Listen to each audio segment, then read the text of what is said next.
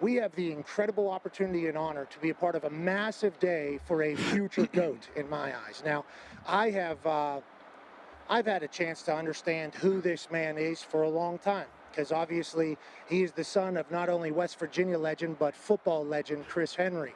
I've had a chance to meet his family. His mom got Oos in the family. She is spectacular. And this kid, not only is he 6'6", 6'7", 200 and whatever pounds, he's physical, he's tough, and he loves ball. Some of us might have been trying to tell Pac-Man Jones to tell him, hey, he's been able to dunk from the foul line since like freshman year of high school. Let's put him in there. Instead, all he wants to be is a football dog. Ladies and gentlemen, to make his official commitment on where he will be continuing his football career, please welcome, and we're lucky to say this, Chris Henry Jr. Yes! Chris, how you doing, buddy? We appreciate you joining us, man. Aloha. Aloha over there. Aloha. Aloha. Malolele. All right, Oos. All right, family. Chris, whenever I got a chance to kind of learn about your story, your family's story, the only thing that's really come through is just that you're a workhorse, a good person, humble, but an absolute dog on the football field. We know that you had been committed to Ohio State for a long time, and then obviously Brian Hartline accepting a job at USF. You've had the opportunity, I think everybody has understood it, to kind of just reweigh all your options. First of all, if you'd like to chit-chat about your entire recruitment process, and if you would like to let us know where you're playing, you kind of do whatever the hell you want to do right now, Oos. Your world. Congrats on all of it. Yeah, sure. First of all, I just want to, thank God for just putting me in this position right now to, be able to make this decision. And, I want to thank all my family for just being here to support me throughout this, time. And, ultimately, I've been committed to the Buckeyes for, a long time. And, with Coach Hartline leaving, it really impacted my recruitment heavily. And, I really just had to take time to step back and really reevaluate everything. But, just, sit with my family and taking time to think about it. Ultimately, I'll be committed and staying committed to the Ohio State University. I just feel like they're the right fit for me. And, I made my decision, a couple of years ago, and it was for the right choice. And, it was my time, just taking time to think about it and just, step back. Even though Hartline did leave, Ohio State is, always been in my heart since I committed. So, I'll be staying home at the Ohio State University. Congratulations. Congrats to you and your family. Yeah, and we know it's not. Okay, Oos. Okay, Oos. Ohio got the jersey on.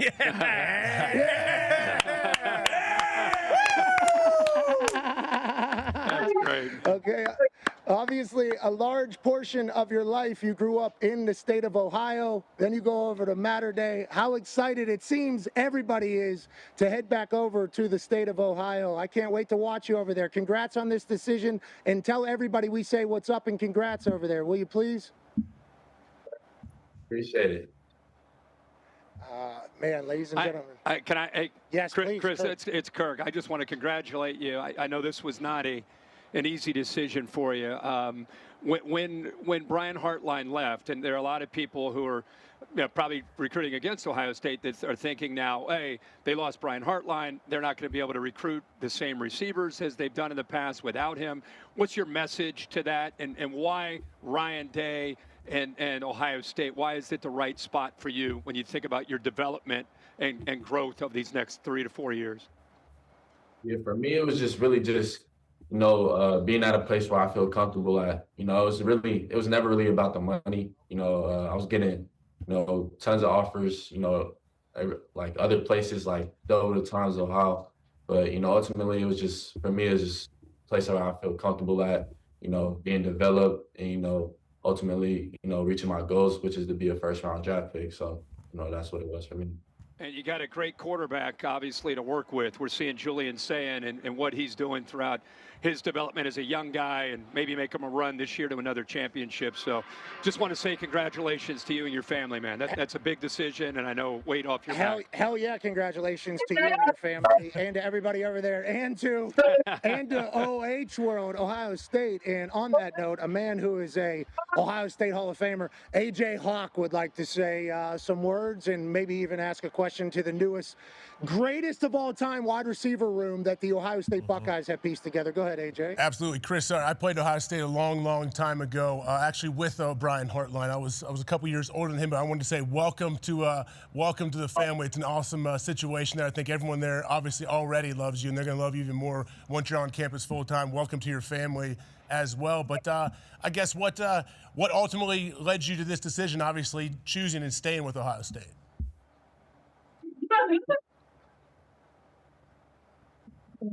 No, it's gay. I just All right, hey, we love you, Chris. Thank you. Congrats. Good job. Good decision. Great decision. We love you. There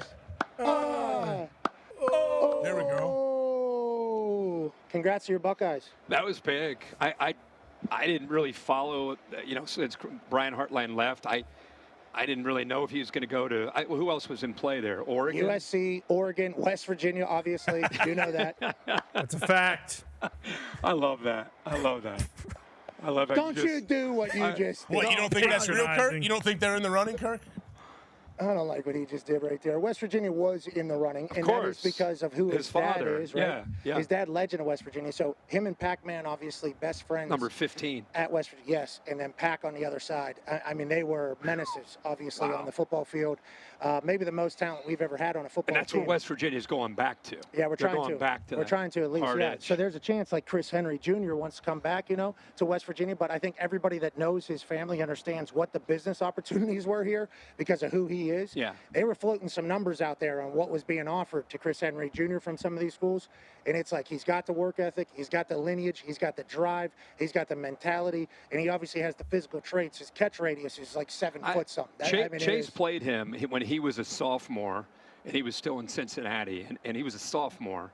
And you could already see this guy is just kind of scratching the surface of where he's going to go. And then he ends up going out to Mater Dei and in Southern California and Orange County. And obviously just continued to get better and better. Not just big. You can see the speed that he has to be able to pull away. And then you're going into a system that, this is going to be the new thing with Ohio State losing Brian Hartline. This is a big message, I feel like, for Ryan Day, to his staff, for what they've been able to do. When you land Chris Henry Jr. like this, I think it sends a very loud message to future receivers and future recruits that Ohio State's going to continue, because that room has gotten different under Brian Hartline's guidance. Cool. And it looks like with this, it's going to continue, even though he's off to Tampa at USF. AJ, such a fascinating thing there, because to Herbie's point about the statement being made, like, I think everybody understood whenever Chris Henry Jr. was like, well, if Hartline's not there, literally that is the wide receiver room. Yeah. So I think even people in Ohio, you would know more than me. I'm just kind of checking the temperature on the internet. I think everybody was like, well, he is. I mean, this guy's the guy. So if he wants to kind of reevaluate everything, I think everybody was kind of cool with it. I know there were some other schools that thought they really had a shot. Like, they were very excited, but they had no idea. So whenever I get the text message this morning, because I guess it was floating around last night that he was going to want to come on today's show or whatever, I had not heard that. Okay, so like I had people asking me, and I'm the person that books the show alongside a couple of them. So I had not heard anybody reach out to me about Chris Henry Jr. coming on. Now, does Chris Henry Jr. know that he is a green light to come on this show whenever the hell he wants? Yes. Okay, because obviously I've known him for a long time in the West Virginia family. It just feels like that is the right thing to do, and especially with how much respect I have for this dude. He is a workhorse, and not only does he have the size and everything, he is a workhorse. So I would have green-lighted any time, but I had no conversation with anybody last night about him coming on. This morning I get a text message, hey, would it be cool if Chris comes on and announces where he wants to go today? Yes. So then I tweet out that, hey, he is coming on. So I get some questions from some people at different places that, have some wonderings. And I don't think anybody knew. I don't think anybody. I think people were I'm getting texts too. Right there. Pat, I'm getting plenty of texts too. People not sure exactly what's going to happen. So that was surprising. I mean, the family obviously they were prepared.